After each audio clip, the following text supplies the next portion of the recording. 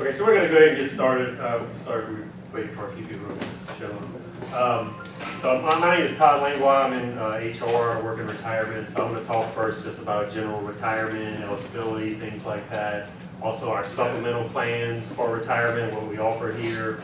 Then we're going to have Connie Stevens come up. She works with deferred compensation plan, the 457B supplemental retirement plan for empowered retirement. And then Dr. Chance here from the finance department is going to lead up the reader here and give us a good presentation on investing. So to start with, just look at the different retirement systems when you're eligible to retire. So if you're in teacher's retirement system, also known as TRSL, it depends on when you first went into the retirement system as to when you're eligible for retirement.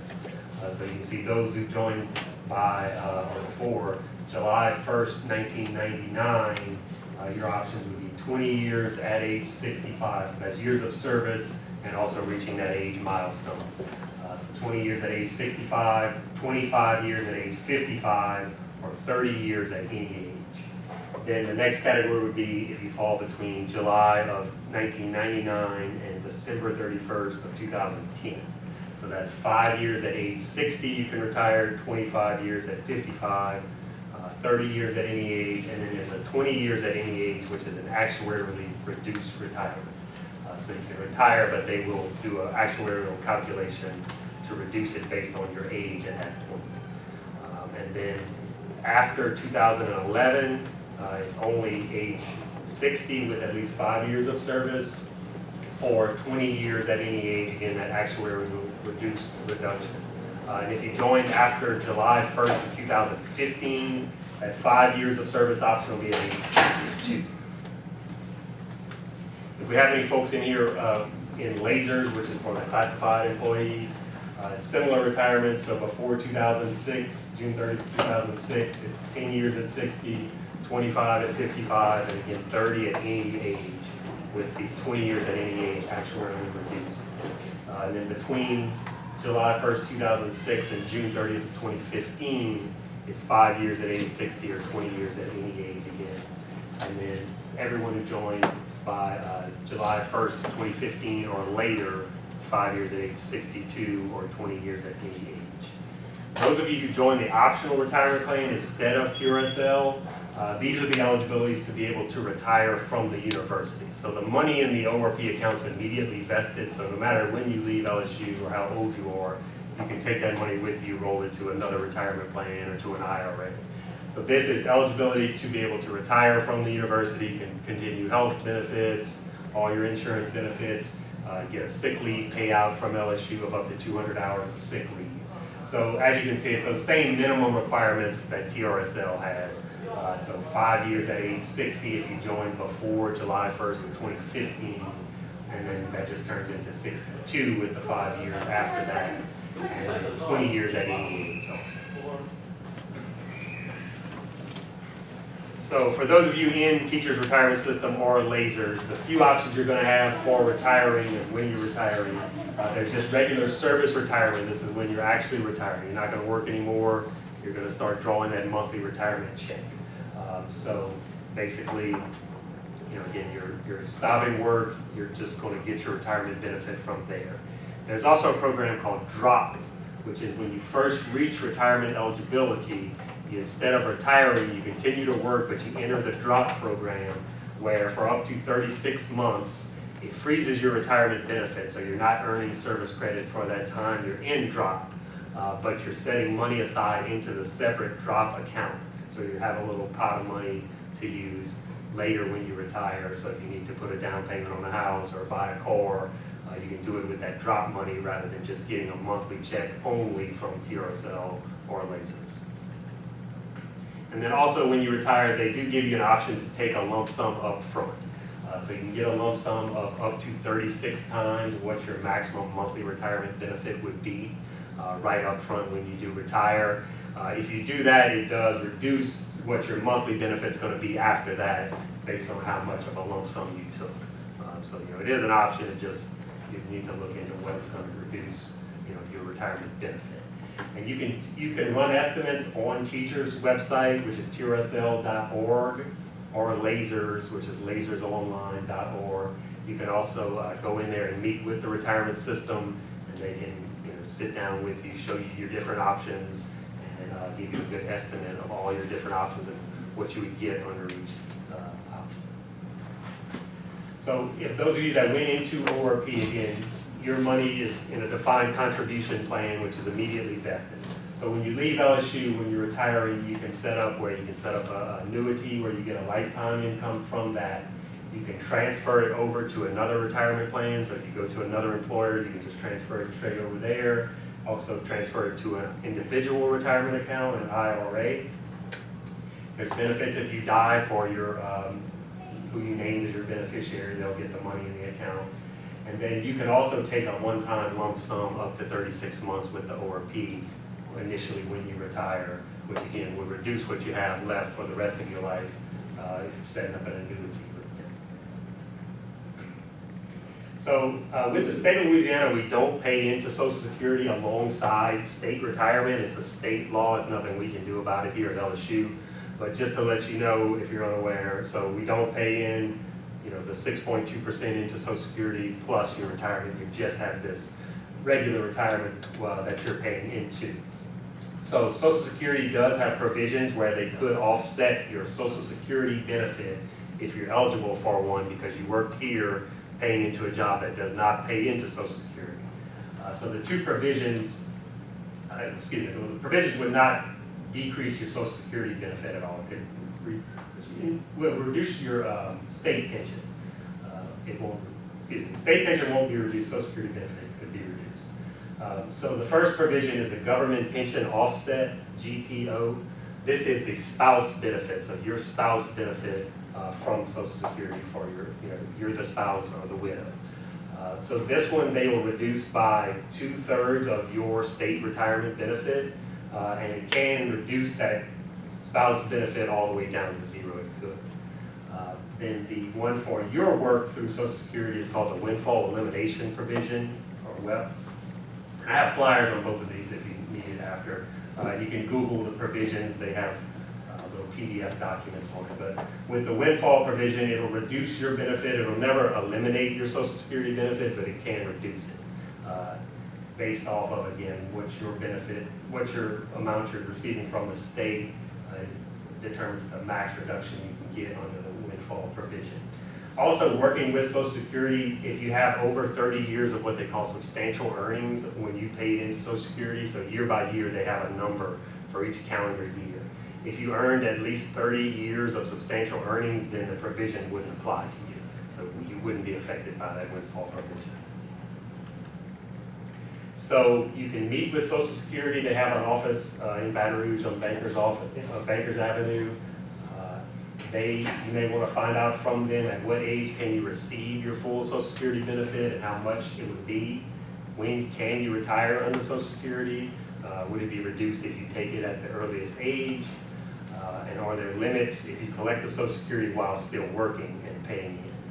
So that's one thing. Most of the time while you're still working, even if you're affected by the windfall, you get your full Social Security benefit. So it wouldn't kick in the windfall until you retire from LSU and start drawing that LSU retirement. And again, you want to see if you are going to be affected by either of those provisions or not. And if it does affect you, how much would it affect your Social Security benefit? So now we're going to look at the supplemental plan. So especially since we're going over all that Social Security stuff, if you're getting docked on your Social Security amount, or if you don't have Social Security at all, besides our retirement here in teachers or lasers or ORP, you can also set additional money aside into supplemental retirement. So to begin, we have a 403B plan that's controlled by LSU. We made some changes to it last year around September.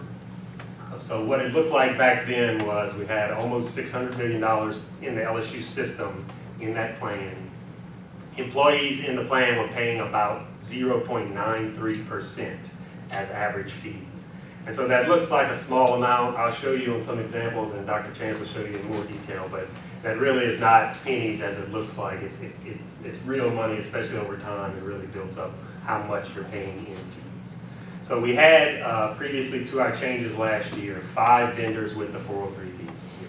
Fidelity, TIA, MetLife, Voya, and VALIC. So again, like I said, we made changes. We did a request for a proposal where we brought in all the vendors, had them give us their best options. But basically what we were looking at is, under the plan with the 5 vendors we had, there was too many options out there. Employees didn't know what to look at for. There was over 300 funds in the lineup between the 5 different companies. So a lot of times there were repetitive funds where it's almost the exact same thing 5 different times. 4 of them are worse than the other, so why are we carrying 5? And employees don't know what to choose. Again, there's the 5 vendors to choose from. The fees, nobody knows what they're looking at, where to even find the fees. It's so hard to find. It wasn't very transparent. So employees are just kind of overwhelmed. A lot of people just didn't do it or didn't really look into it. So again, we went out and changed the plan. We simplified the lineup. So the investment lineup is now down to about 25 funds instead of 300 plus. The fees are lower. So there's fees within the funds for the funds themselves, and then there's what they call record-keeping fees from the provider. So you have 2 parts to what you're paying for a fee. Now we have just 3 vendors, so Fidelity, TIA, and VALIC are the 3 that stayed. We're going to have increased education. We have the vendors, the representatives are available more on campus if you want to have a one-on-one appointment with one, sit down, go through everything, all your options. And you don't have to sign up if you don't have it with them, but if you want to sit down, go through your things. And again, we reduce the fees.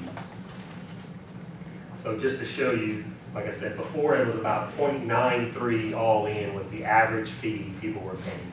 So currently, again, it's 2 parts to that fee.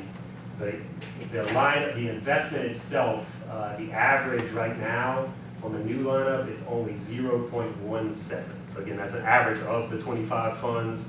There's also within that those target date funds, which is kind of a just set it and forget it for people who don't really know what they're doing with investments. You choose one based off of your projected retirement age, and the investments change as you get closer to that retirement date. So those have a fee on average of, they all have a fee of 0.09.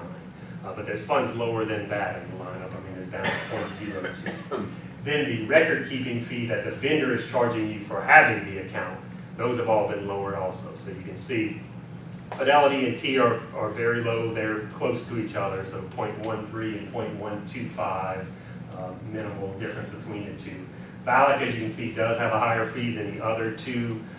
VALIC's claim to fame basically is that they are around more. They'll meet with you. They kind of, that's how they market themselves, that they sit and kind of hold your hand a little more than the other 2.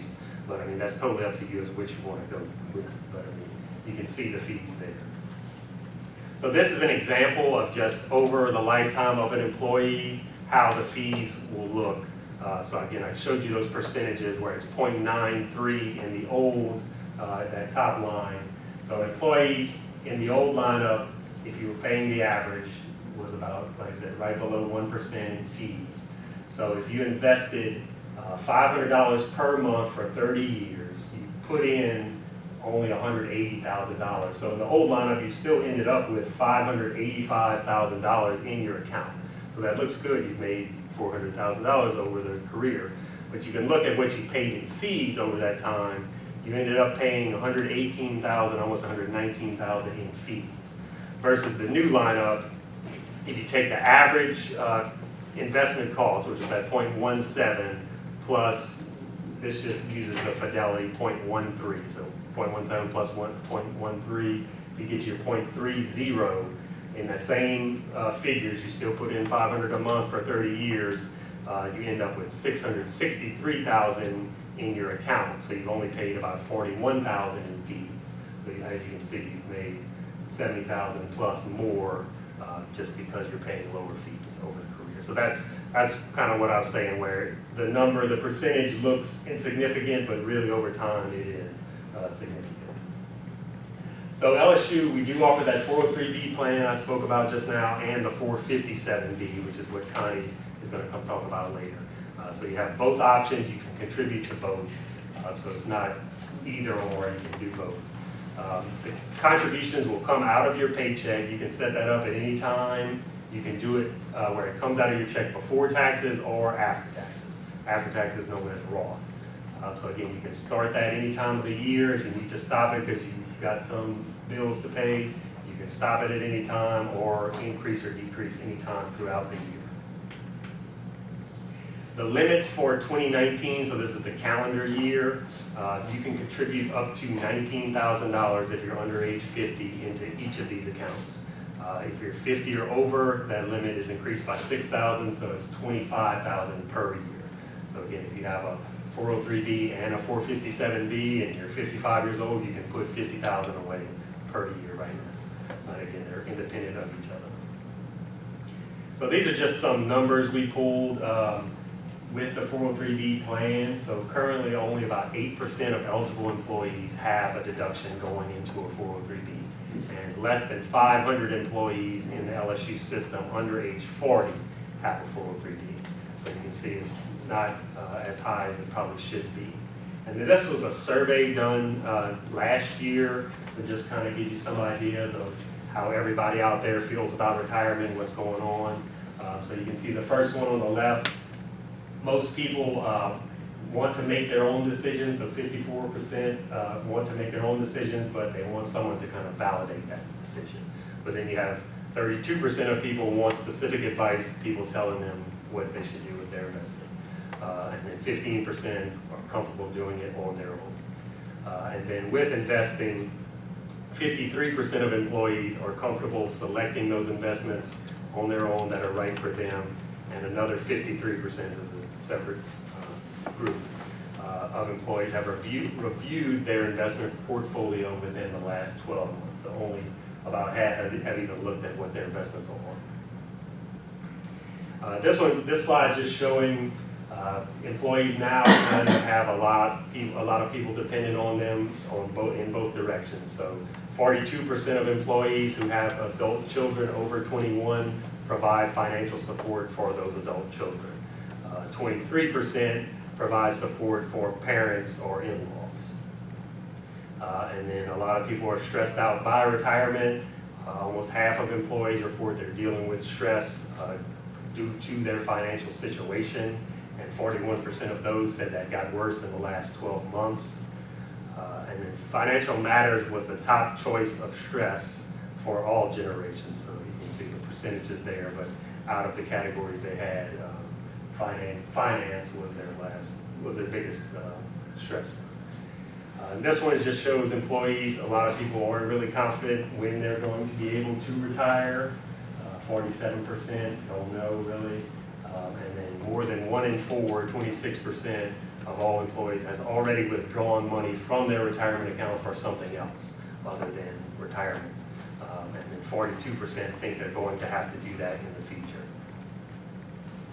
And then this last one, 43% of baby boomers say they have saved $100,000 or less for retirement. So $100,000 may sound pretty good, but based on your lifetime over 30 years in retirement, that would only be about $4,000 per year. So that's not much to live off there. So now we're going to have Connie come up. And again, she works for Empower Retirement. She's going to talk about deferred compensation, the 457B plan, and also just some general tips on retirement. Thank you, Todd. Appreciate that. Hi, everybody. Hello. So, Todd gave a great presentation on the basics of what's available to you as an employee with LSU. And what I hope to do is teach you a little bit about how to make all of that work for you. And I hope that you will walk away with 1 or 2 good nuggets of information that you can take away and use for yourself. And because that's my approach. You know, we all work somewhere, we all earn money, and we're handed our benefits, but we have to know how to make that work for ourselves. And so that's really what I'm here to talk to you about. These next few slides, and do not worry about not reading that, but is anybody in the 457 plan deferred comp right now that uses the website? Okay, yep, we've got a couple of them there. The website is geared towards what is this money going to do for me in the future, okay? okay? And so with that 73% that you see is based on how much that person is contributing, what their balance is.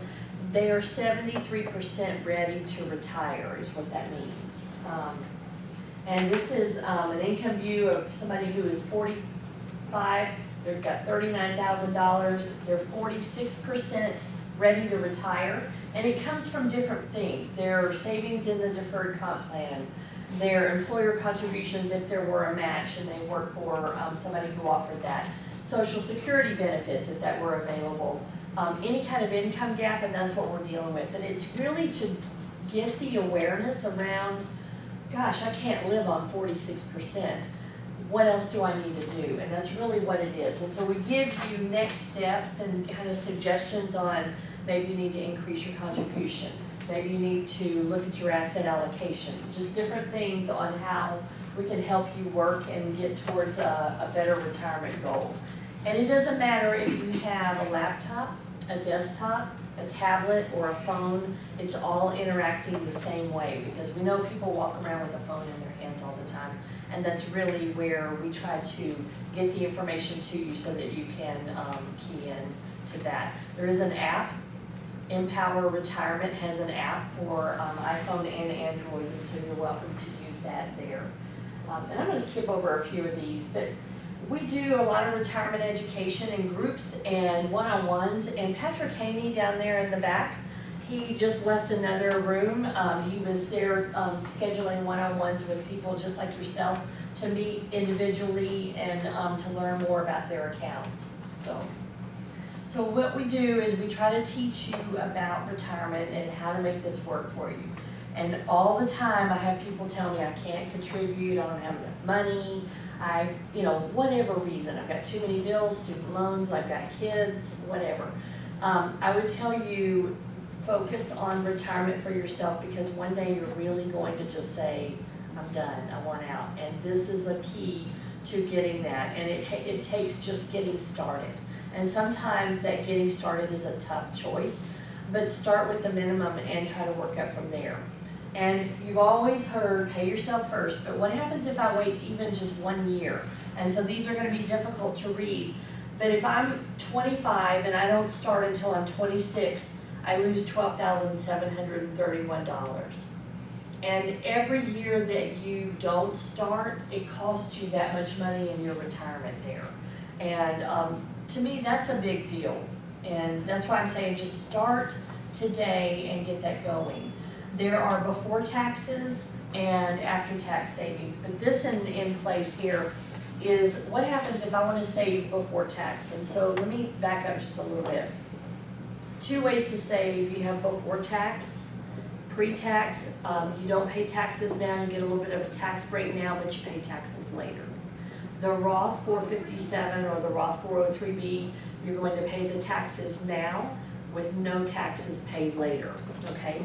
But then I have some people say, well, I can just save on my own and do a better job. But let's just kind of compare that before tax and somebody who's just saving on their own. So let's say that they make $25,000 and they make a before tax contribution of $1,500. They reduce their taxable income to $23,500, and then federal taxes are withheld on $23,500, not $25,000. So it's a little bit less as far as what taxes are paid on there, and then your spendable pay is just under $20,000, $19,975.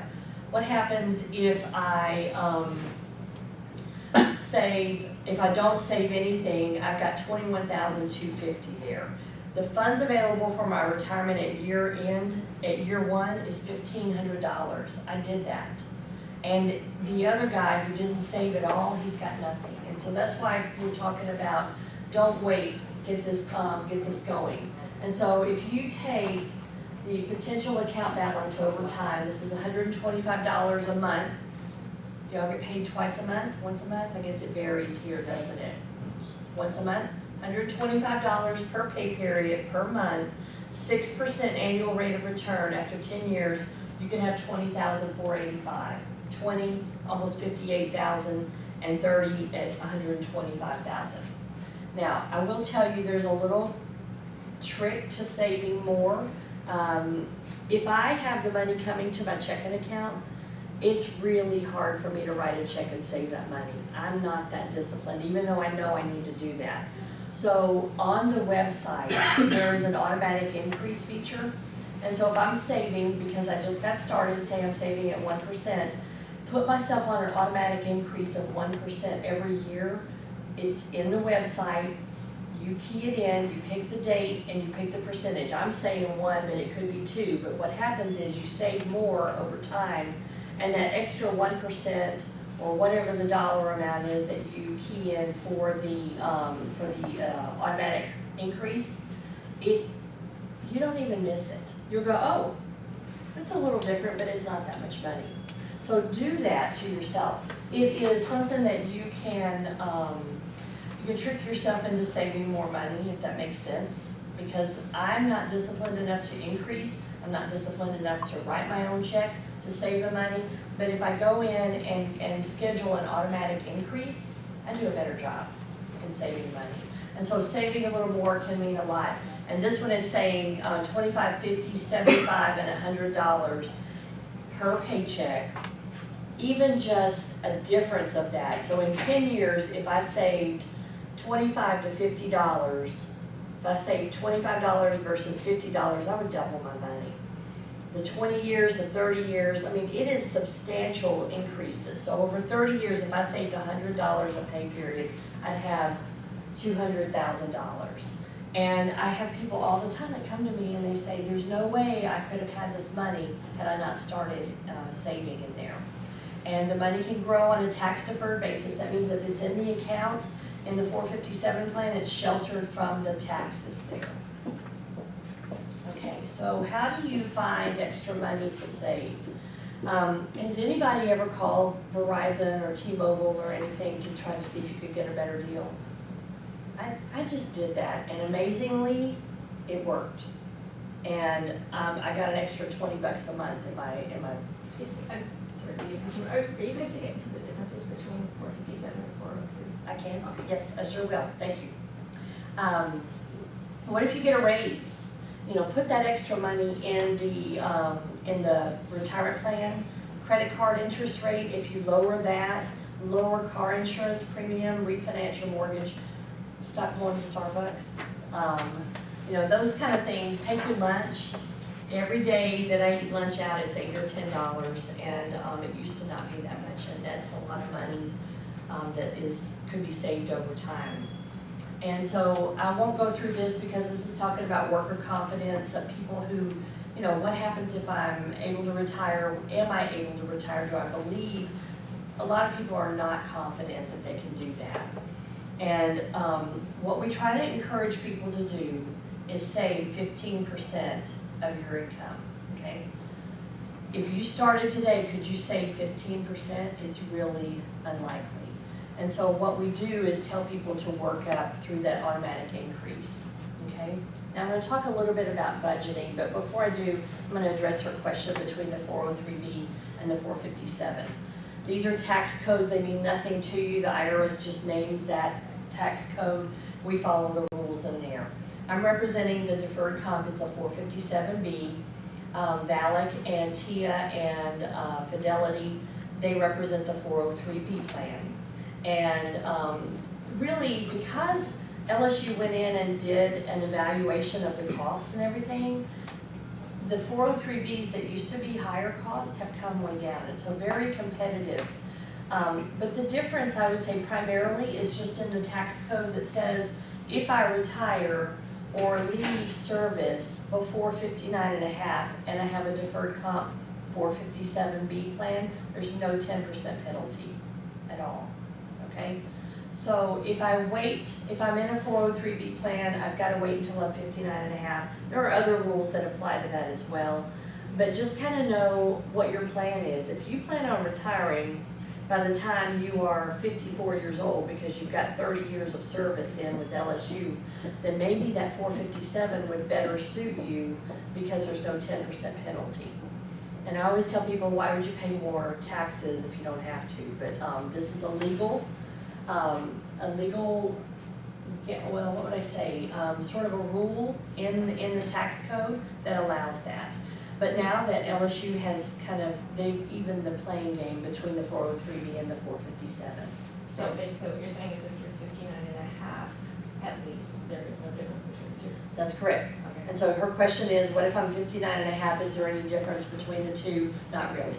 Okay. There are other rules and technicalities, but to me that's the biggest cost, especially, or the biggest difference, especially if the costs have evened the playing field there. So the only difference then is the associated fees. The Right. cost of the vesting, not the tax cost. That's right. So is there a higher cost with the, No, I mean, I think we're about 36 basis points, so that puts us in with, what was it? Valley? Yeah, that is higher than than the other two. Fidelity and TIA are lower, but they also don't have access to representatives like VALIC and Empowerment, so I guess that would be the biggest. Yeah, and the 457 lineup is low cost also. Yes, absolutely. Yeah. We all have investment consultants that really monitor these lineups so that you guys get a good quality offering on that. So, does anybody do a budget? I really do one about once a year.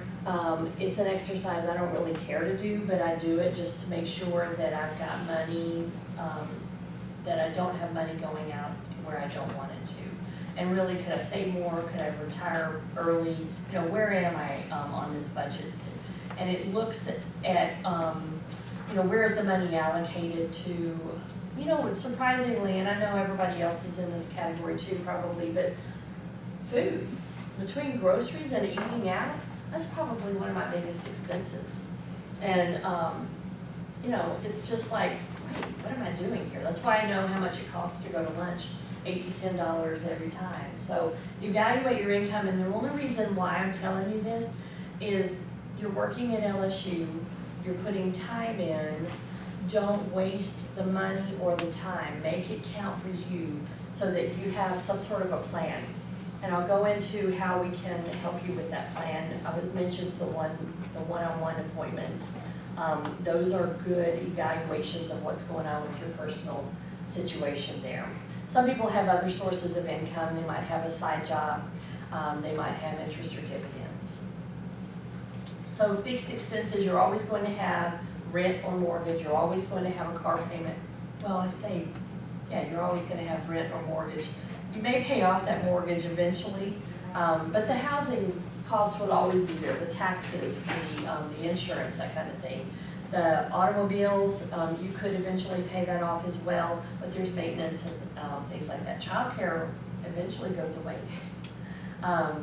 But variable expenses, and that's where you kind of look at where can I find some wiggle room here. And the cell phones, like I mentioned before, I was surprised that I could get $20 lower on there. I didn't even realize I could do that. And, but the food, instead of taking your, or going out to eat every day, maybe take your lunch, you know, 2 times a week, that would save about $15 a week probably.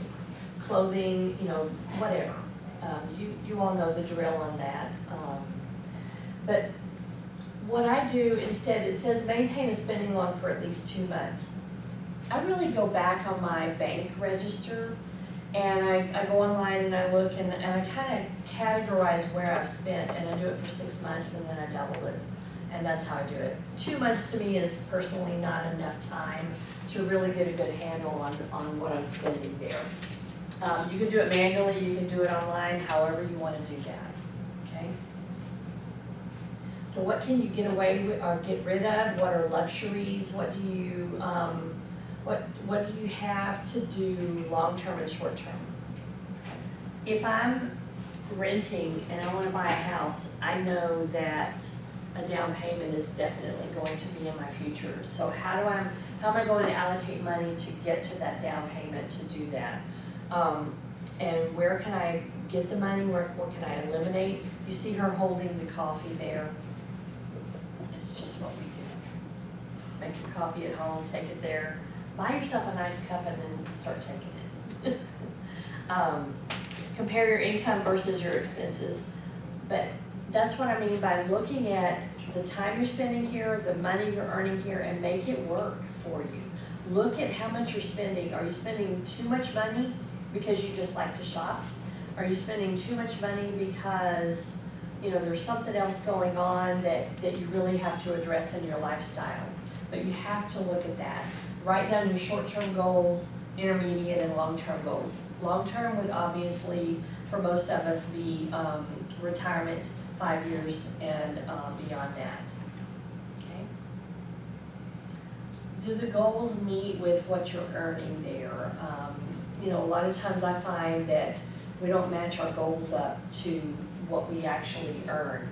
Like if I want to save for a down payment and I think I can do it all in 1 year, but do I really earn enough to make that happen? And that's what I mean by you've got to sync it together there. Okay? And then these are just ideas of how to save a few cents. Does anybody, I don't have those apps. There's some sort of app, every time you shop or something, it gives you a little bit of money back. Does anybody know what those are? I'm trying to remember. There's several of them out there. And basically, if you shop at Walmart or something and there's a way that it really just goes in and adds up. And over time, it adds up. See an afternoon matinee instead of an evening movie. Nowadays, we can just stream it. Carpool to work, pay on your credit card, your student loans. I find more and more that these student loans are a hindrance to getting started in life and getting your goals met. So please be very, very careful about that. Okay, review that budget monthly if you need to. I find I don't need to review mine monthly, but evaluate it often. I go through it, I look at it about once a year. So here are some options that you can follow there. So let's talk about what happens if I'm saving and I don't know how much I need to save, I don't know where it needs to be invested. We do one-on-one appointments with you individually, and what we do is really to kind of drill down. When do you want to retire? How much is that retirement income going to be? Are you eligible for Social Security because you had another life before LSU? How much will you have with lasers or teachers or ORP? All of that kind of drills down, and it is a free service that we offer. There is a managed account faction of that, and if you take advantage of the managed accounts, there is a fee for that, but it's optional. You can get to the end of the service and say, you know what, this is great information, I appreciate it, thank you very much, and move on. And we really find that a lot of people take advantage of it. And it doesn't have to be managed, it can be anything like that. But that information is very good to know about, because what it means is you walk away from that appointment and you know when I can retire, when, how much you need to save, and how it needs to be allocated. It's an important tool to use there. The other thing is, if you have kids, I think we have a responsibility to teach our kids about money. We can't rely on the schools to do it. And I think that there are stats out there that say that kids learn more about money from their parents than they learn from anywhere else. And we all know we live in a consumer society. So take the time to teach your kids about money. And the comments of, well, just go to the ATM and pull more money out, is kind of a clue to you that maybe they need to understand that there's limited resources, limited money, and then what the bills are. And years ago, I took my daughter out, and I put her on the computer and I paid bills, and I had her enter in everything on the computer, what the bills were, and she was awakened. Let me just put it that way. She had no idea that there was a limited amount of money, and then the bills kind of deducted from that. And so that little lesson there just kind of taught her, but we would routinely go through that exercise, monthly or whenever I paid the bills. So we have a website, that louisianadcp.com, and then that's our phone number there in the local office. Our office is off of I-10 and Bluebonnet. It's the blue glass circular building that you see kind of catty-cornered away from the mall. I don't know about y'all, but when I go through there, I'm always looking at the mall, not the other. So what questions do you all have? Yes, sir. I still don't understand what a 457B actually is. Can you please explain that? Yes, I sure will. Thank you. It's a, what is a 457B? It's a supplemental retirement plan that you put money in from your paycheck in addition to what's going into lasers or teachers or ORP, you're mandatory. So you have a mandatory, what system are you in right now? Do you know? Or Okay, so that is your mandatory. You have to put money in ORP. It could be lasers or teachers for other people here in the room. And then the 457B is the supplemental plan that you're going to do voluntarily, not mandatory, voluntarily put money in, and you save in addition to that. The reason we promote it is because what we find is that these mandatory plans, they don't keep up with inflation. They don't get cost of living allowances that keep them up there, so. So I guess two follow-up questions, I apologize.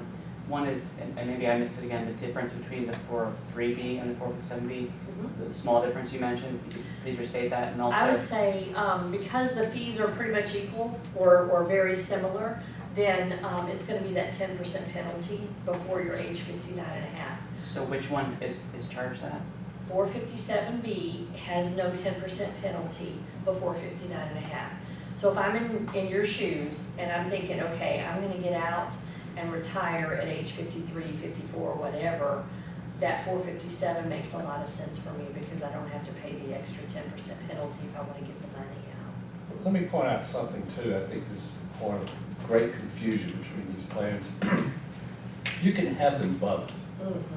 And I think one of the things about the 457, you have a tendency to choose the 403B sort of first.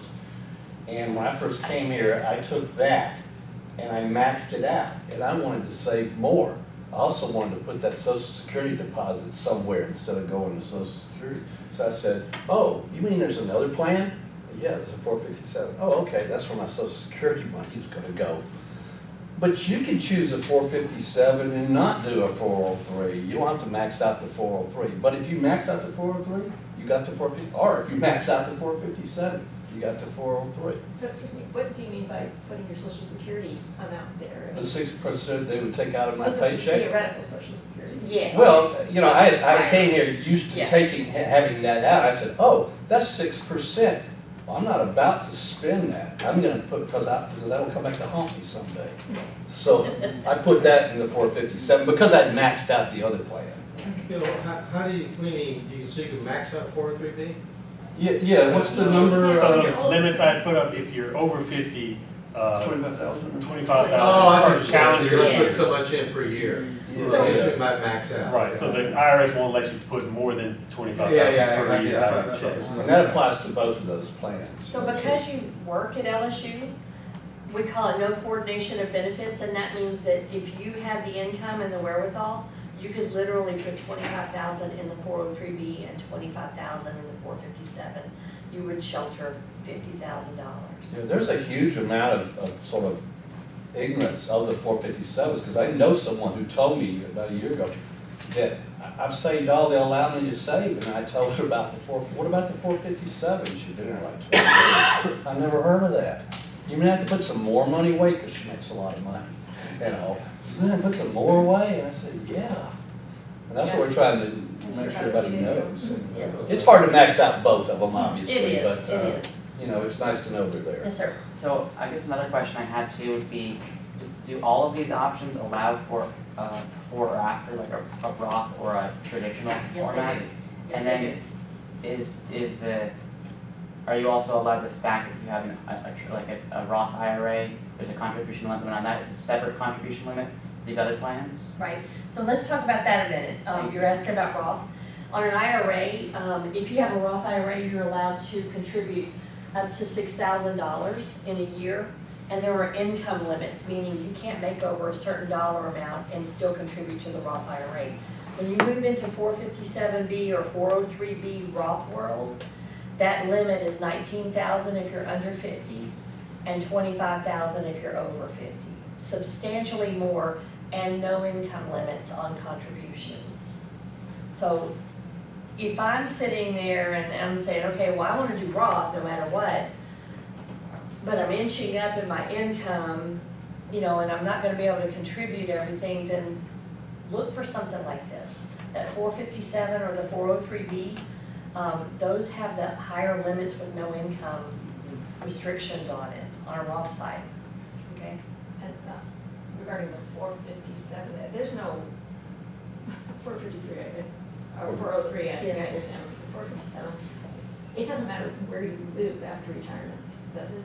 That's right, yeah. I think what you're referring to is the state tax exemption and, okay, let's talk about that too.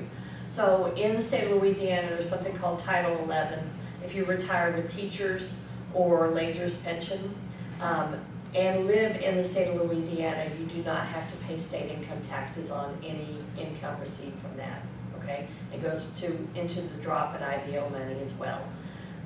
The 457B, the 403B, those do not have that state tax exemption. So you can live anywhere. It's You can okay. live anywhere, yes, yes. She's planning to move. Get that?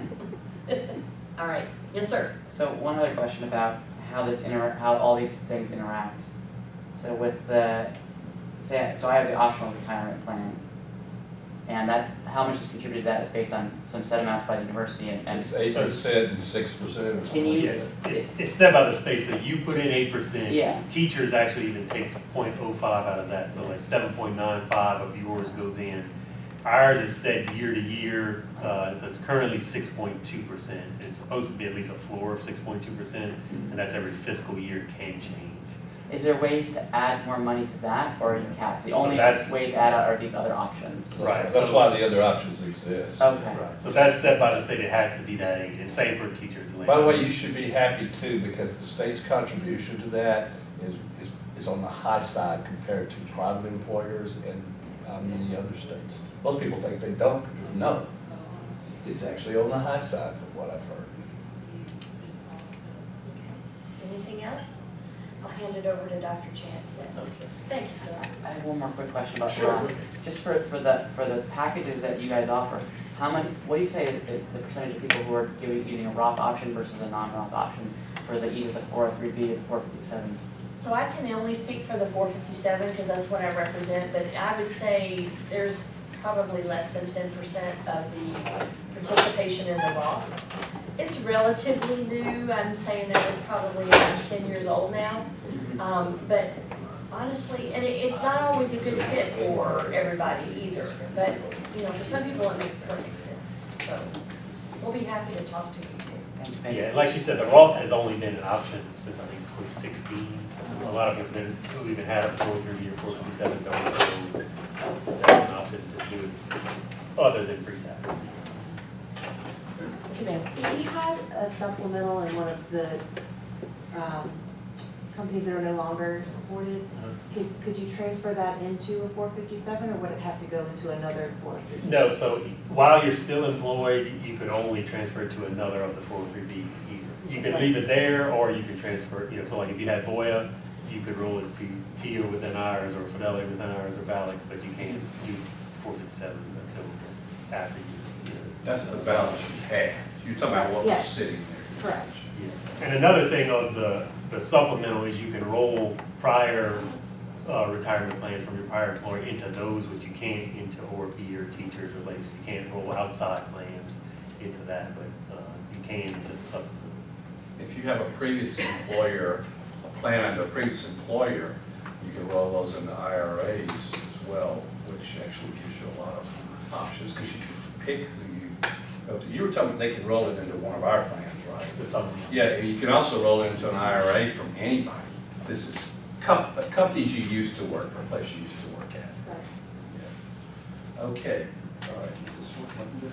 Yeah. Okay, before I actually get started, let me just say, I worked with the HR folks for about a year, been working a year and a half or so now, on trying to improve this plan. I can tell you that we've accomplished a huge amount here, and we're saving people millions of dollars. You may not feel it, but what it is the money that people are going to have when they retire is going to be a lot more because of what we've done. You know, and look, I've been saving for my own retirement and teaching investments and teaching investment training programs, all that for a few decades. and all. And I can tell you that this has worked. The things that I'm going to tell you about, it worked extraordinarily well for me. I can look back, now back on, I started doing these things years and years ago, and I'm like stunned at how well they've done over the years. I figured I probably don't use 5% of my knowledge of investments. Because 95% of what I know about it is probably useless. But that 5% is extremely important, and I've applied it to my own personal life, and it's worked well, and that's the main thing I'm going to talk to you about. Now, I will tell you, everything that you heard today is in the important set of information. Everything that Connie told you about saving money and doing the really good, prudent, careful things, especially when you're young, is tremendous. What is the baloney that you hear out there is, you turn on TV and someone says, "This is the time to buy silver." Or stuff like that. I'm so tired of that silver commercial. Things like that. Most of them are total nonsense. And I didn't put this in my slide, but people ask me sometimes, what's something I could go read that's real simple and keep it really low level? It's real simple. And I came across a book about a year or two ago called The Index Card. And so this guy, who was a professor of psychology at the University of Chicago, his story was that he couldn't believe why he had such little money. He was making good money, and he said, we save almost nothing. And his wife and he started studying and learning what he could, and he realized, he says, everything I need to know I can write on an index card. It's like maybe 8 principles or something. And so he wrote a book about it, which someone pointed out, why would you need to write a book if you just have it on an index card? I don't know. They want to sell a book, I guess. So he elaborates on the 8 points and all. And so you can buy the book. I recommended it for a long time before I read it because I liked the idea. And then I read it, and I still recommend it, So anyway, I can't remember the guy's name, but the book is called The Index Card. That's pretty easy to remember. So what I'm going to talk to you about today is why cost is so important. I'll start off, most of it's going to be a case study of a hypothetical LSU employee. Okay, her name is Veronica Muller. That's not anyone I know. She's 55 years old. She is divorced somewhat recently and completely self-supporting. She has a 403B account through LSU. There's a balance of $300,000. That's the rounded off number. Remember he told you, what was the 100,000 number was sort of like 40%, 43% of people have no more than $100,000 saved. She's got $300,000, and she actually thinks that's a lot of money, and it's not. This is under the pre-September 2018 plan. We came in with a new plan. So she's in the state pension system, but she figures the income of the pension will be just enough to get by, and so she wants to use the 403B plan to kind of make the difference in getting by and then being comfortable.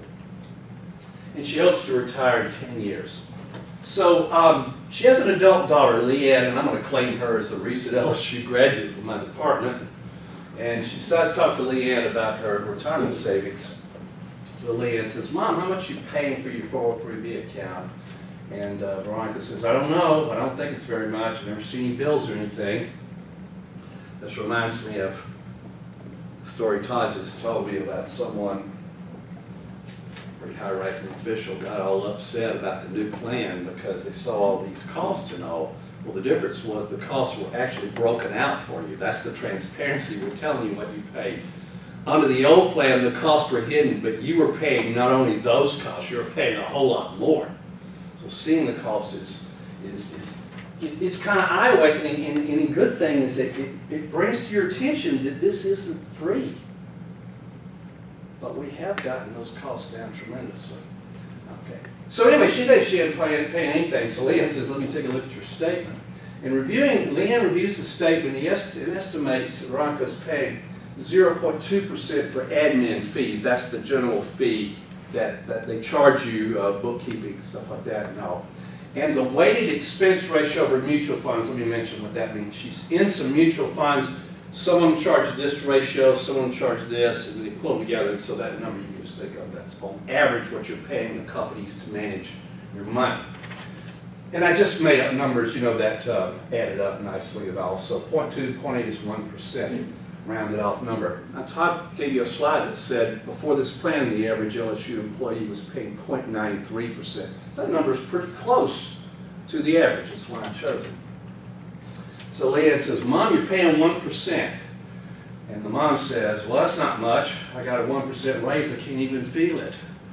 And we get a 1% raise, we're like offended. Although it's nicer than zero, but but imagine your boss pulling you in there and saying, you're getting a 1% raise, you know, what did I do wrong? You know, so-and-so got 3, somebody got 5, you know. So you think 1% isn't very much. I'll talk about that more later. So Leanne says, yeah, I heard that story. I remember ex-boyfriend Jason, he went to Cancun one time. He was drinking a lot, in generous mood. I think I left something out. Did I? I think there's a slide missing. Yeah, I think there's a slide missing where she says 1% times 300,000. Remember the balance? It's $3,000 a year. And I think the missing slide, she says, Mom, is there anything you spend $3,000 on a year that you can't remember, you don't know?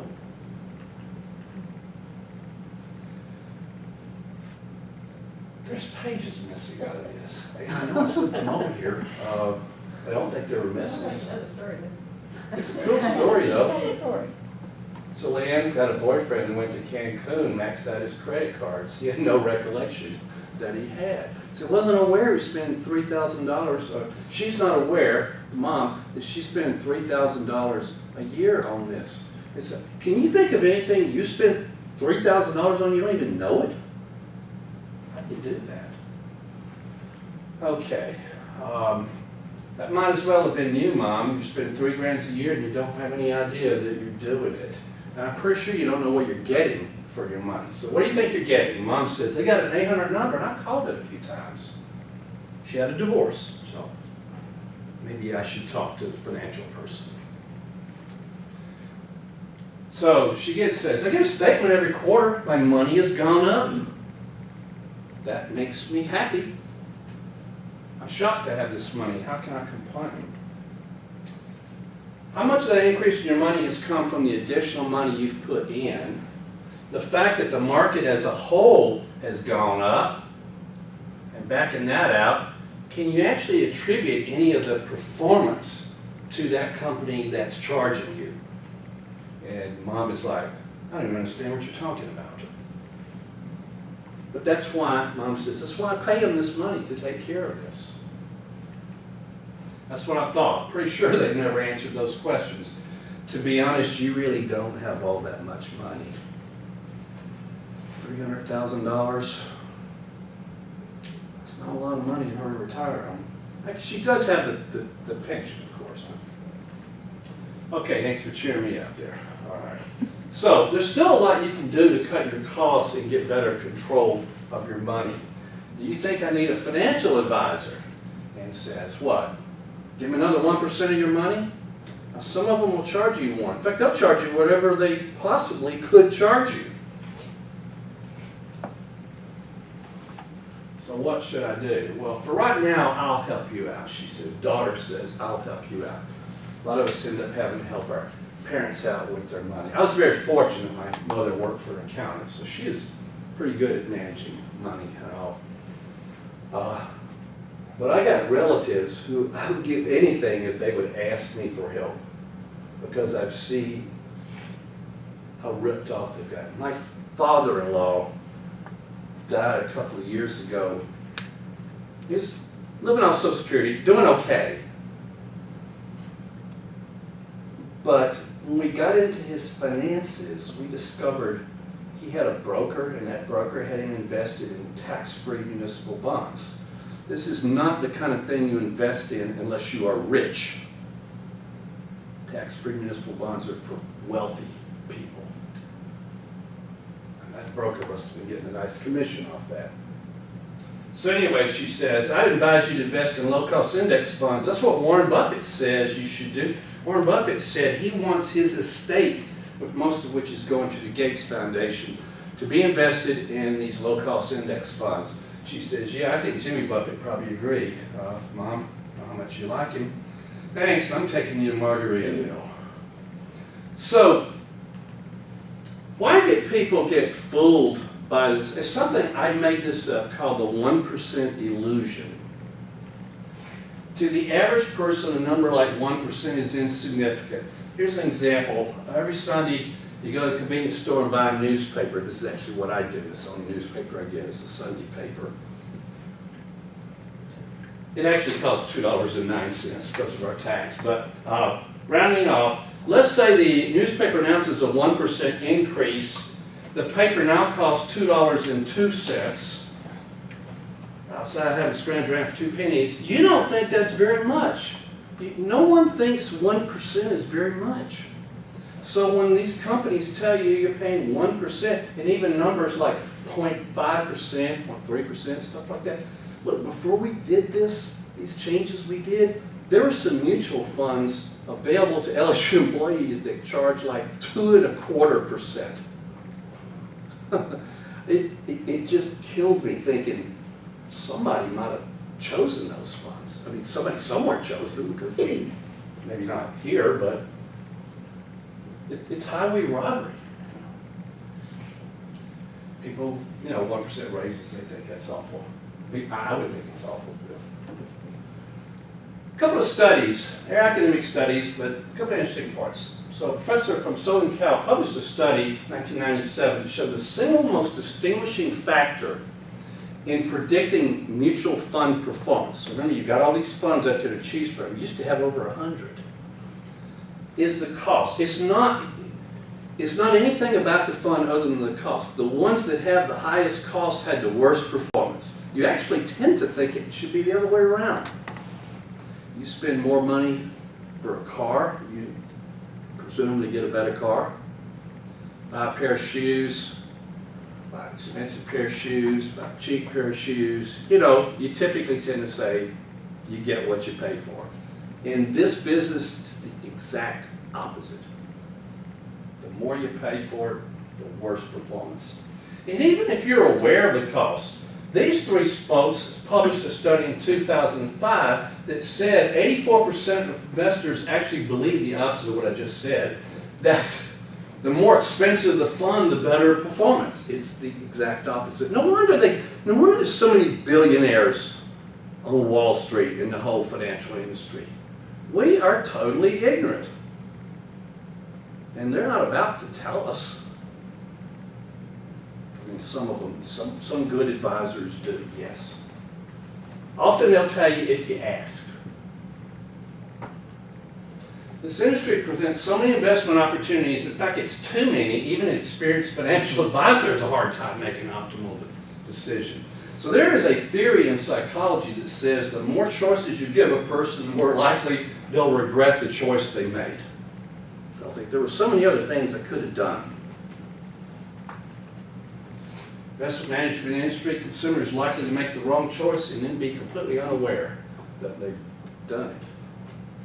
And that's the way the industry wants you. That's the way they want you.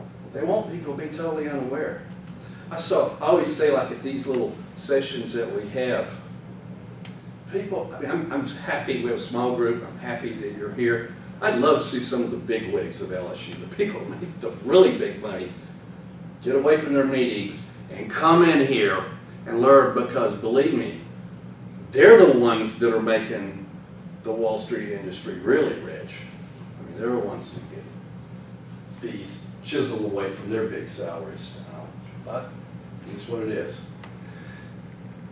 Something I call the salad bar effect. Retail investment decisions. Retail means us, as opposed to like the LSU Foundation, or professional investors, people like us. Retail investment decisions, I say, they're like a salad bar, except that a salad bar has full transparency.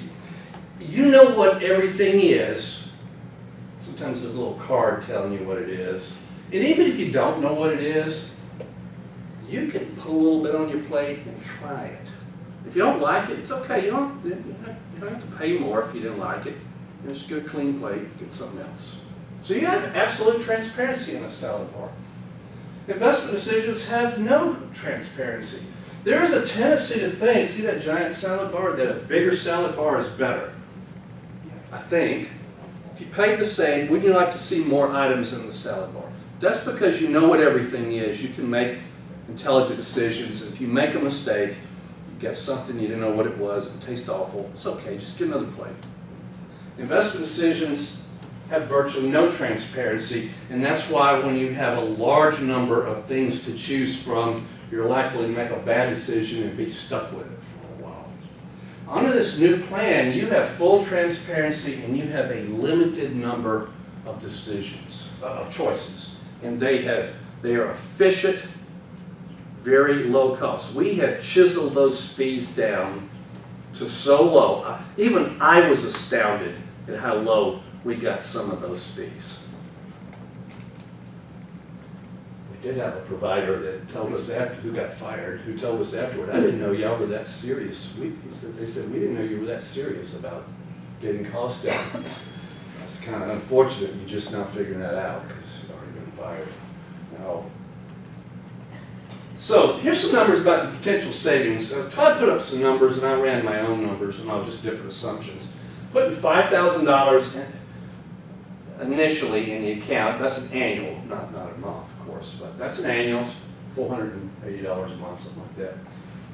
And we're going to increase it by 2% a year. And additional money you would accumulate after 35 years, assuming the market behaves just like the S&P 500 has done over 35 years. Assumes we do as well the next 35 did the last 35.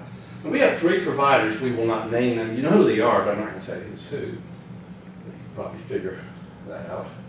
So if you chose provider 1 and you chose the lowest cost fund of provider 1, I'm not saying you should, as opposed to the average historical costs, you know, you retired, it's $328,000 more dollars. Even the high cost provider, $210,000. And guess what? If you chose provider 1 and you actually chose its most expensive fund compared to the average old cost, you'd still come out considerably ahead when you retire. And even the more expensive provider would still come out a little bit ahead under the new plan, even if you got real sloppy and chose the highest cost fund. Lowest cost fund versus high. Look at the difference for provider 1 in cost from the lowest of that provider's fund and the highest. This is how much more money you'd save. Likewise for provider 2, still pretty high for provider 3. If you went with this provider and you chose the lowest cost fund versus the highest cost fund, this is how much more money you would have 35 years, assuming the market did what it did over the last 35 years.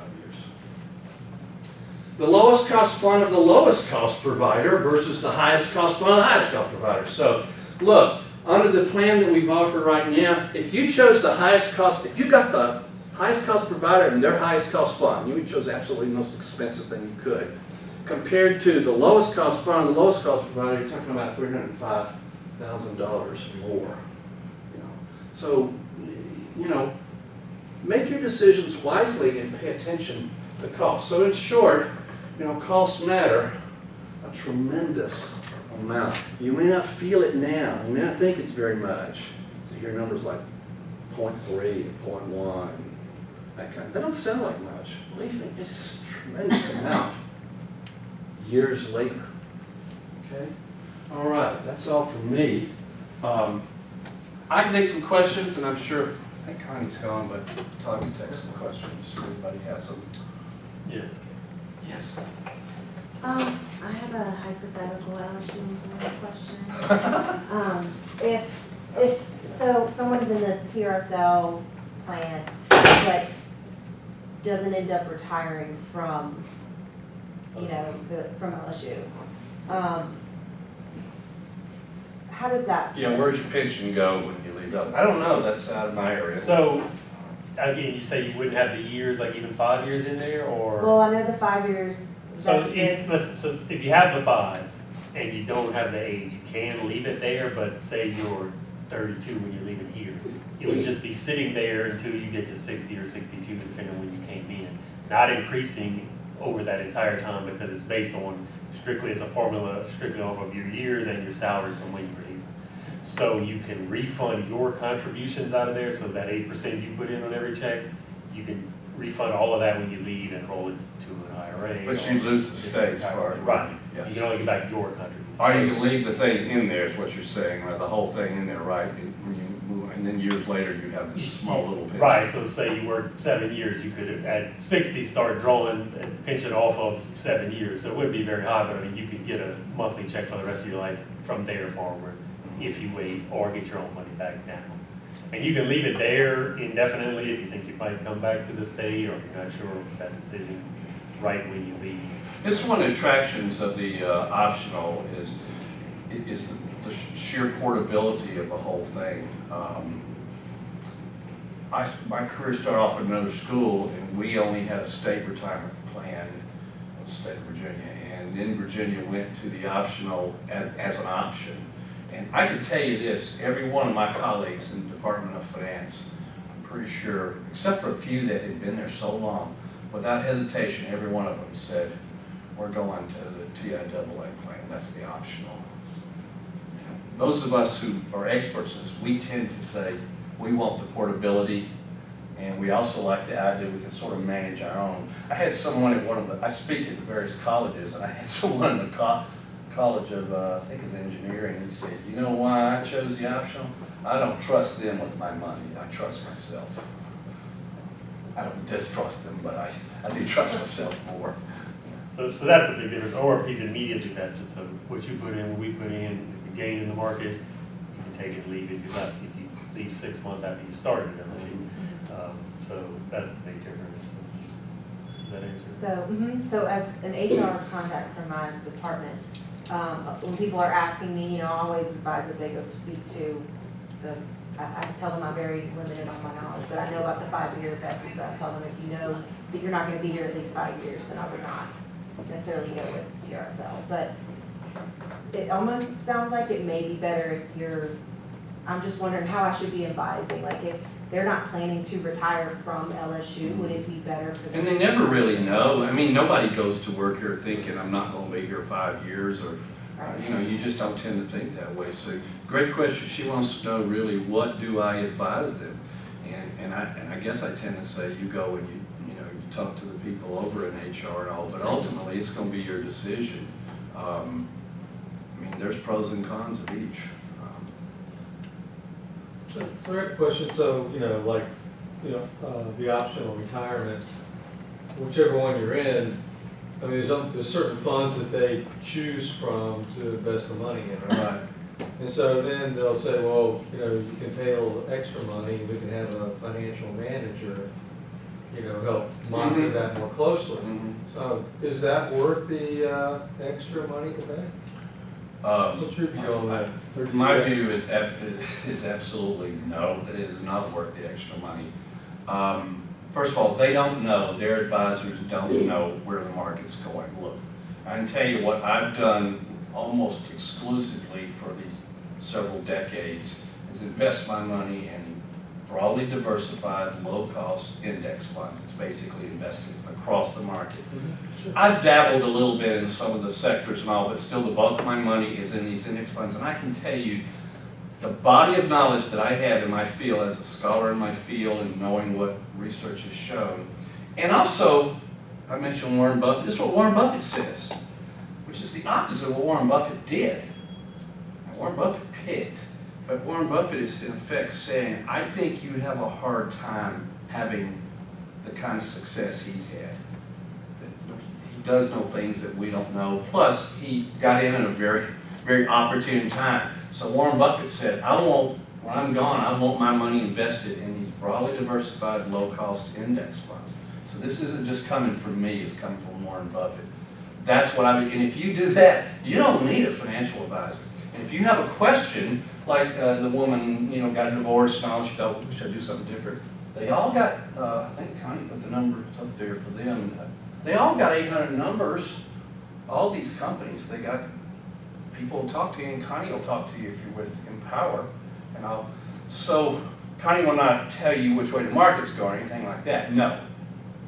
But what I'm telling you is when you have questions like, what's my minimum, what do you call it, required minimum distribution or something like that, or am I maxed out on this, and I just got divorced, and should I do something differently? Those are the kinds of questions you probably need a financial advisor, but you don't need one that you hire to do that, because that 800 number, they'll answer that question. The only question they won't answer is, which way do you think the market's going, what should I be in? They're not allowed to do that. But you start paying extra for a financial advisor, and they're going to start doing that, and I'm telling you, there's no evidence, and studies have been done, hundreds, perhaps thousands, that these people are going to make you better off. Hey, Warren Buffett was quoted as saying something, I just remember, your fees are their income. Okay? Yes? So, it looks like some of the providers of the 403B are the same providers that do the ORP. They are, yeah. So does that mean, wondering where I'm going with this question. So if you already with TIA with one, would you see a benefit of staying with the same provider or going with a different provider to get either lower fees or different or more diverse Good funds? question, yeah. And I thought about that myself, actually. The only advantage I could see trying to have one provider provide two different services is reducing the number of statements you get. And you're only reducing them from 2 to 1, so it really isn't all that much. I say go for the lowest cost. And if you're with, I don't know, whoever for your ORP, and they're not the lowest cost provider on the SRP, then I wouldn't use them. As a follow-up on that, hypothetically, say you have one provider for ORP and you pick the lowest, and they have the lowest fees, and you pick the lowest fund with a fee fund within that. For your 403B or 457, or say 403B, is there a benefit of just basically choosing the same provider and the same fund because it's the lowest? That same fund might not even be available.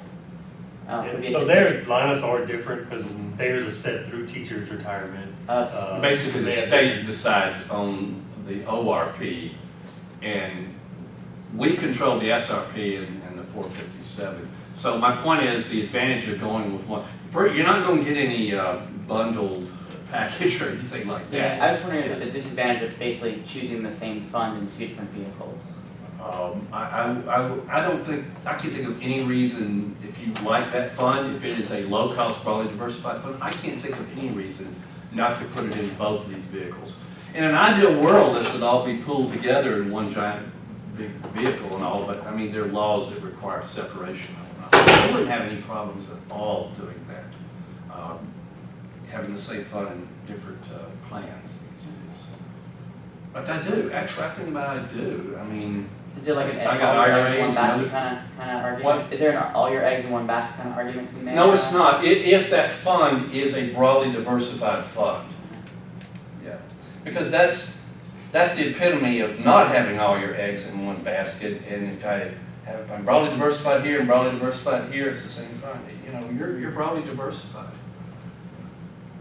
We don't let you, in our funds now, we do not let you concentrate very much.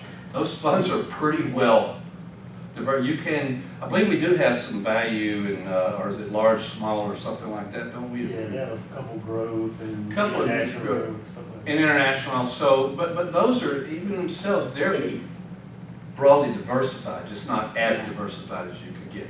But you used to be able, you could pick funds of, you know, specific industries, I think it was, things like that, that just weren't nearly as diversified. What do you feel about the targeted retirement funds? Well, we like them, and actually that's what we put you all in when we rolled on September the 4th or whatever the day was. When we rolled out of the old plan and the new plan, if the fund you were in was not still in the new plan, we rolled you into a target date retirement fund. And that is to just park your money somewhere sensible until you could actually decide where you want it. the target date funds, we have, one of our consultants, for Gallagher's the company, I was trying to think of consultant's name, that's not important. Bart, the guy from Chicago. So Bart comes into a meeting one day and he said, guess what, I got a present for you all. And he says, I have talked Vanguard, who's a provider of these target date funds, into, I think he said 9 basis points or something like that. It's 0.0009 to provide that service for us. I am pretty sure Vanguard charges the general public more than that, not a whole lot more, because they're low cost. So I think they're really good. I do think in general, target date funds are a little more expensive than they need to be. I actually taught someone one time how to make your own, because the fund, employee of LSU asked me, the fund had like 80% of its money in stocks and 20% in bonds, and we figured out what she was paying to the fund, and we figured out that if she put 80% of her money in the stock fund and 20% of her money in the bond fund, she'd save a huge amount of money. But I can tell you, now in the system we've got, you wouldn't be able to do that because we whittled that target date fund down so low. Does everybody know what target date funds are and how they work? Yeah, we should explain that. So basically they say, let's take a 40-year-old. This person I was talking to, I think she said she was 40.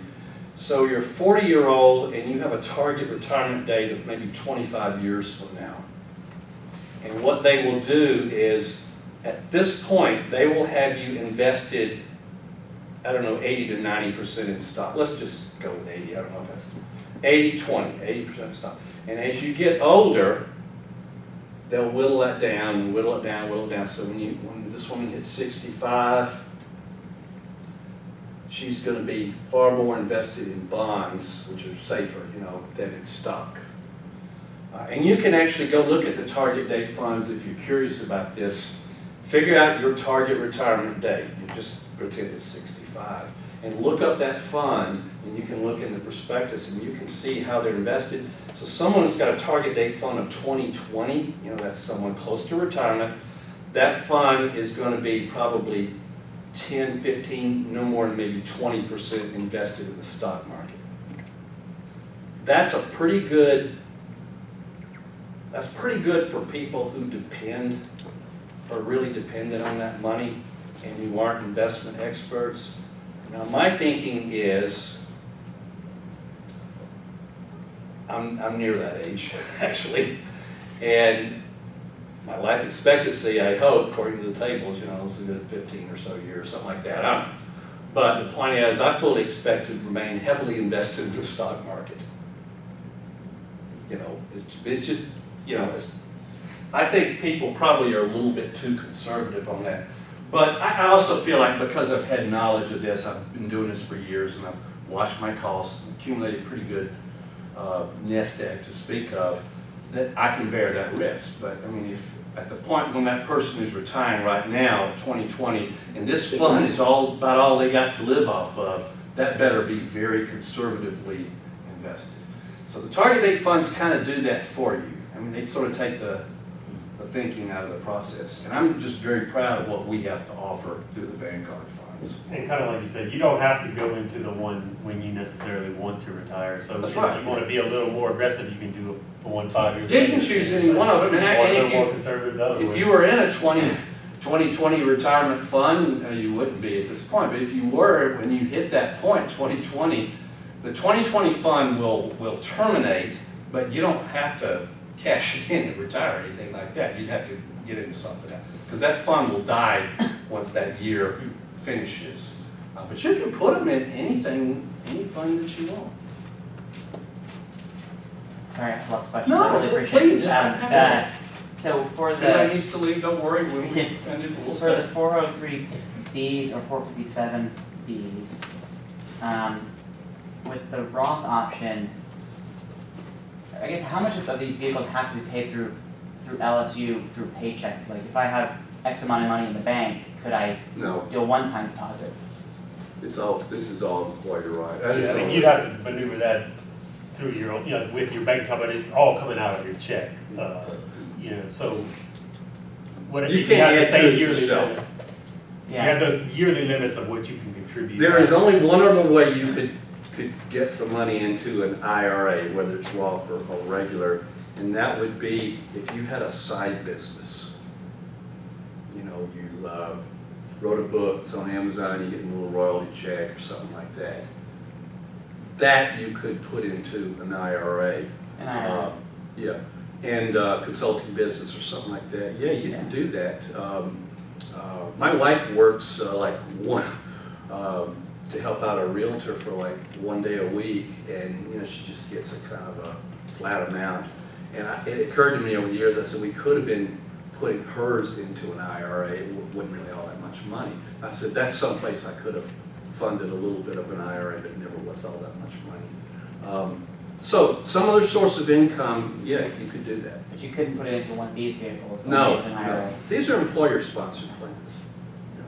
Connie Yes. kind of talked about just like you can kind of change the percentage whenever you want, but like obviously if you can't do it within the month, but any month within the year, you could be like. I want to make yeah, sure I I'll- understand what you mean by percentage. Okay. What do you mean by percentage? I guess like the percentage of your paycheck. Oh, that, you're yeah, putting yeah. in. Yeah, so like, say I know for 9 months I can put in a little bit more, and then month 10 I'm like, all right, I gotta back off. Yeah. Like that's okay. Yeah, so I mean, if you know, we'll put, I think it only goes in. the only quarterly, restrictions though. are, yeah, like, Oh, okay. like, So you, Sorry, I was what'd you just say? wondering. I think it only goes in quarterly, so I think you need to, no, like it goes in every. it doesn't go, that's right, it does. You get a statement. Yeah, I mean, it's just basically like the payroll deadlines for that month. The Yes. 457, they won't, like, whatever change you do won't be till the next month, every month. Okay. But like with Yep. 403B, you can go, so, it's an online site called Retirement Manager. Uh-huh. I mean, you could set something for a year from now. Yeah. And even if you're on pace for higher than the limit, it'll automatically stop you. So I mean, you can always maneuver in and out, start and stop it, change it. Okay. And that's a good idea. I mean, honestly, there'd be periods which you think for a while, I'm gonna be able to afford this, and I might not. I mean, just like Connie was saying. I don't have this in my slide, but there's an old, there's an example that says that you wanna know how to have $1 million when you retire. I'm gonna tell you how to have $1 million sitting there when you retire. There's a certain amount of money you need to save every day. I'm not going to tell you the amount till the very end, that's the punchline. Okay, a certain amount of money you save every day. Put that money into a cookie jar. At the end of the month, take that money, invest it in a very, very low-cost index fund. Do that for 35 years. Well, some of us are too old to start a 35-year thing. But if you got 35 more years for it, and if the market does exactly grows at the rate it did for the last 35 years, there'll be $1 million sitting in that retirement fund.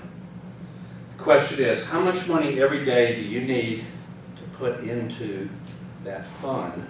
I think I got it here. I think I have a 5, and, oh shoot, I'm short. One more $1 bill, it's about $7. So what does that amount to? I don't know if you caught it, but Connie said something about Starbucks coffee or something like that. So maybe a couple of these expensive cups of coffee every day, or, you know, some people eat lunch out every day. The example I heard, God, is cigarettes. $7 of cigarettes a day. Think of all the people that smoke cigarettes, and try not to pick on anything like that, that smoked cigarettes for years and years and years and retired and they got almost nothing. Yeah, because they smoked it all up. Those cigarettes, it's $1 million smoke. That's what I tell people. Next time you buy that expensive cup of coffee, $1 million cup of coffee. Not that one cup, but you know, every day. 2 cups a day, 35 years, $1 million. Anything else? I feel like this is an obvious question, but if you can do either, is it better to just go ahead and pay tax on what you're, rather than, Yeah, that's a great question. So should I just pay tax now and get it over? and get it over with? Which, if you wanted to do that, you do it by simply going out and setting up your own fund. Like you are allowed to create an IRA It's that's, like Roth, I think.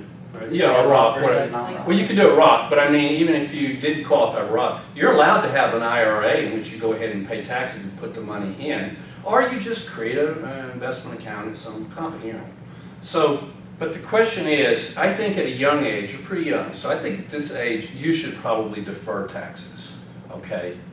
I reached a point somewhere around a few years ago when I said, you know, tax deferral isn't worth all that much for me. I'd rather spend a little more now. So I started saving less so I could enjoy the money a little bit more now, because as you get older, tax deferral isn't worth, you're just not deferring it all that much.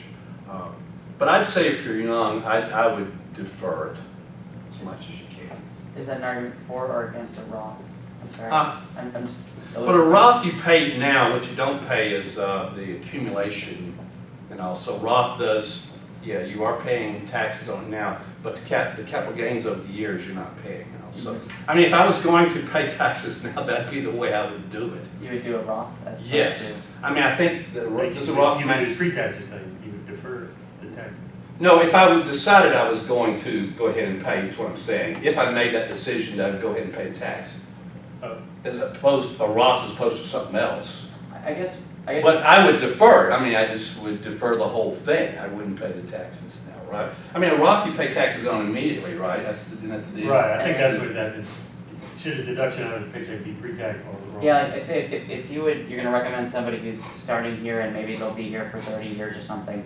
If they were gonna start an optional retirement plan, would you recommend a Roth?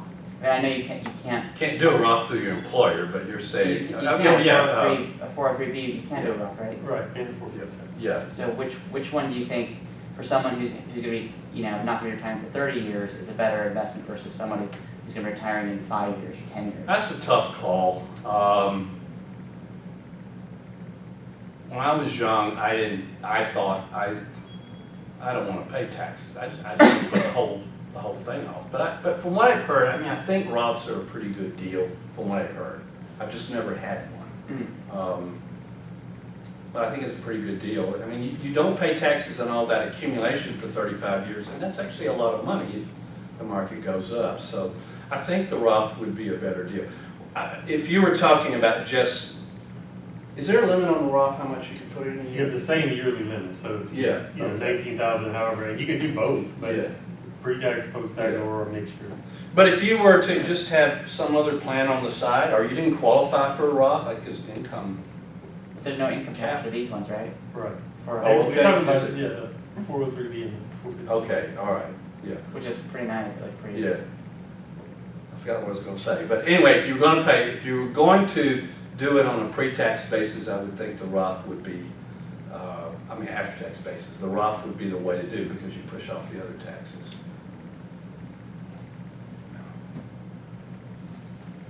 Yes? The 20 years at any age, do people actually do that?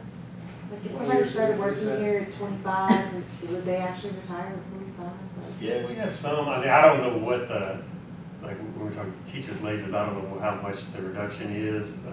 We don't really see that side of it too much, but, yeah, I mean, there's an actuarial reduction if you're 45 versus when you would have hit it otherwise, like 60. How much they're gonna reduce it per month. But yeah, people do. And I mean, like the ORP one, since your money's immediately invested, they can do 20 at any age, but you can't, you have to have that same 59.5 early withdrawal penalty. So if you pull it out before 59.5, there's a 10% penalty, taking cash. Except in the 457. Right, it's like ORP if you retired, Oh, ORP. ORP, yes. But your other question, I would send them to me also, but,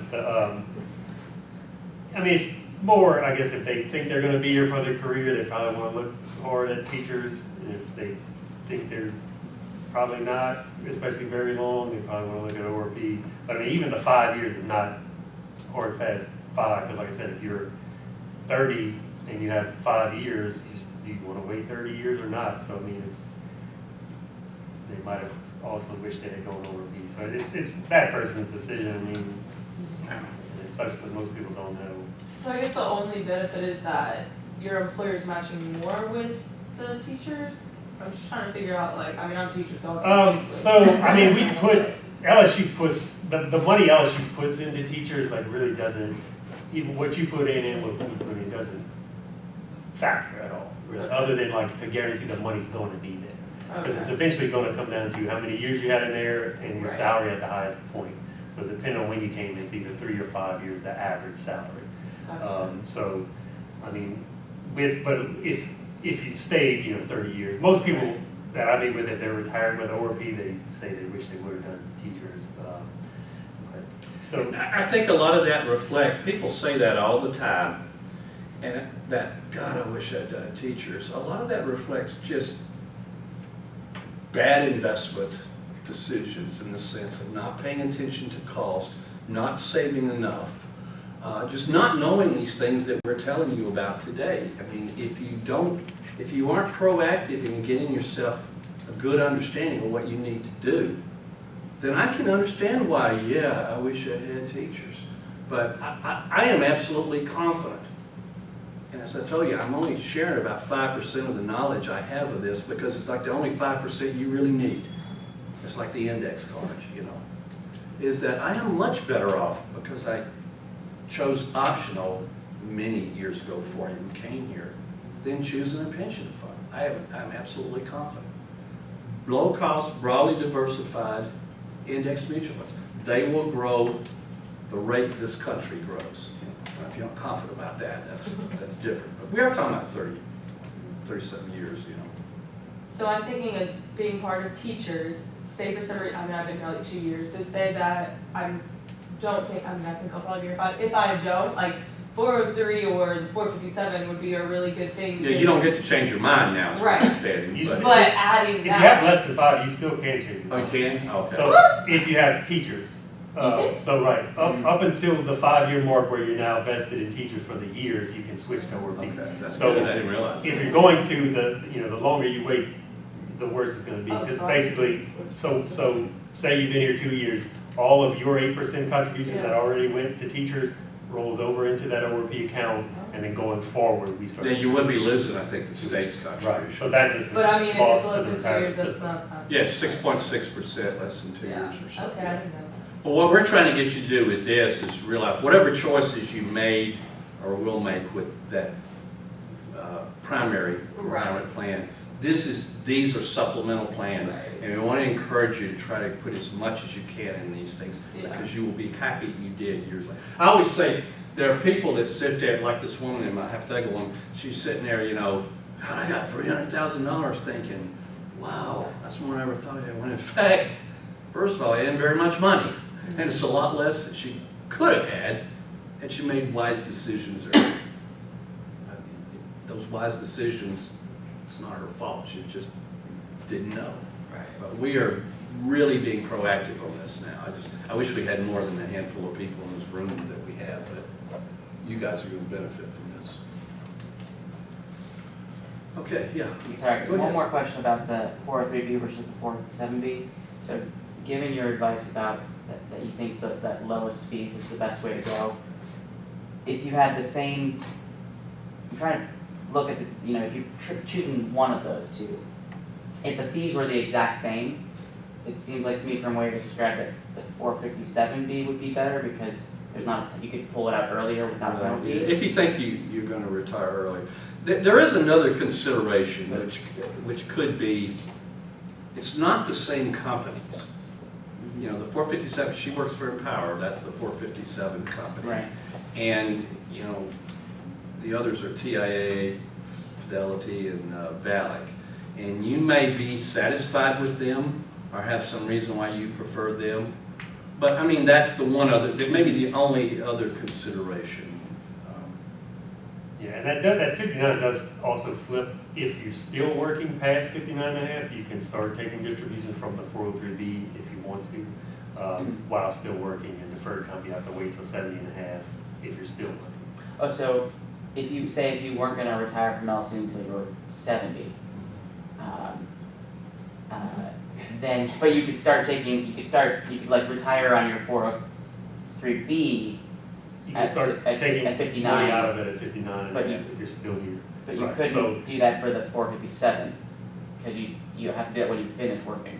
Is that what you're saying? You don't have to do it when you 70 and a half or when you. Yeah, you leave have to LSU. have, don't you have to have the RMDs regardless of either of those plans? If Don't you you- have to have an RMD? If you're retired. At If 70. if you're If still you're working, retired, you right. have to start. RMD required minimum, so if you're retired at 70 and a half, you still have to start taking a certain minimum, so they'll force you to start taking it out, actually, and then you have to start paying taxes on But it. yeah, like if you But stay that's here either till plan. 63 or whatever, 403B, you could take money.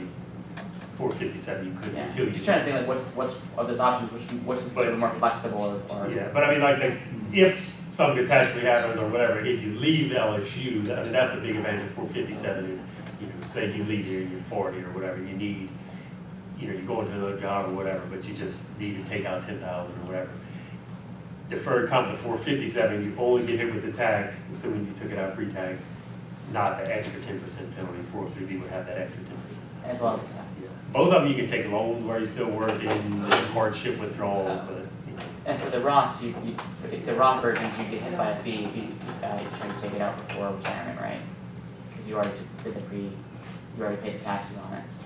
So, no, so like if 457, if you did it Roth, it would be totally free of anything after you left LSU. Well, the penalty, would you have a penalty if you took it out early in a Roth plan? I would think it might be. Are you taking your taxes? It's complicated. Yeah, that's a good question. Yeah, just trying to think like if you were to recommend kind of your average LSU employee who's in ORP already, if they were gonna do a supplemental 403B versus 457B, but you know, one not the other. You know, that business of retiring before you're 60 or something like that is pretty uncommon. You know? You put half of that in each of them and Yeah. go from there. I'd like to say you should put as much as you can. You max out one and put as spill over into the other, but most people can't afford to really do that, you know. So I don't know. I'd also look at the costs. Connie mentioned it, you know, it feels like the costs are comparable, but I would take a pencil too and say, this one costs this one costs this, and I'd still go with the one that has the lower cost. So to change from teachers, what do I? So, I think she's convinced. I want to do this too, but I'm like just thinking, I don't know. I've been wanting to do this, but I thought that wasn't an option. So I didn't that's know why- you So- could change.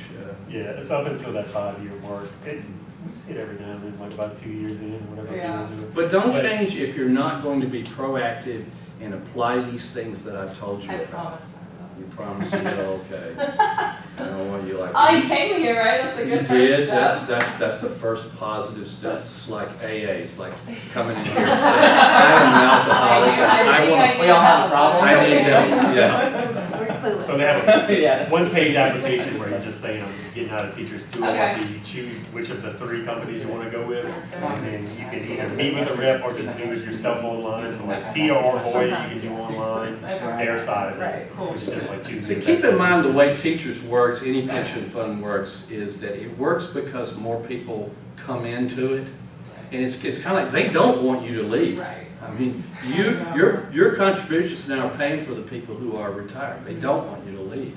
And it will, you know, it could be an issue down the road if enough people left teachers that they're sitting there practically bankrupt. When you hear stories about Social Security being, that's kind of the reason, is just not enough people working, paying this and all. But the way I say it is, you don't stay in because you know, want to help somebody else. You got to put yourself first. Yeah. So I would, I guess, explain to someone who's asking, you know, maybe asking the questions, the main appeal of the TRSL is just that you know what your Yeah. benefit Monthly check is for the rest for of your life. life too. Yeah. You don't have And- to worry and- about how and much can is in leave the one to account or each if you're gonna spouse. run Yeah. out. But that's still as long as you get the 5 years, right, or no? Right. Right. Yeah. Okay. At least- And some people do kind of, the part about monthly check for life, some people are troubled by the decisions they'll have to make when they retire, like, okay, I've got this chunk, I'm not in teachers, I got this chunk of money, how much should I withdraw, you know, I need to make my money last and that kind of thing. But these people like Connie and all, I mean, they're there to answer those questions for you. And they don't cost anything. I mean, part of the fees you're paying are covering that, so, you know, there's a way to get that kind of information. I had someone, actually a very knowledgeable person, ask me, he says, you mean I'm gonna be able to take that money out? And I said, well, it's yours, you saved. I mean, you've got to get it back somewhere. How do I know how much to take out? Well, there's certain rules of thumb, and calculations and things like that. Okay? So I think the key is that as long as you leave, when you have teachers, you just have to come back at the end to work those extra 5 years. I mean, people do come back and they had, whether they were funded or not, but I mean, people come back a ton, like even not necessarily from here, Like, you want that- some other state At agency. 58, So if you, Yeah. if you left with 2 and come back And it's 10 a higher years later, job, so you you can started go back with the and 2 take and left it there, but. Right. Come back and take a lower paying job, as long as you had a higher paying job. earlier. Earlier, right, it's or it's the average of 5 years or something like that? Yes, it depends on when you came, but average of the highest 3 or 5. Yeah, new people is 5. Just come back. Okay. That's what I tell my Thank dad. you so much. You can just go work for the state for 2 years. Only really,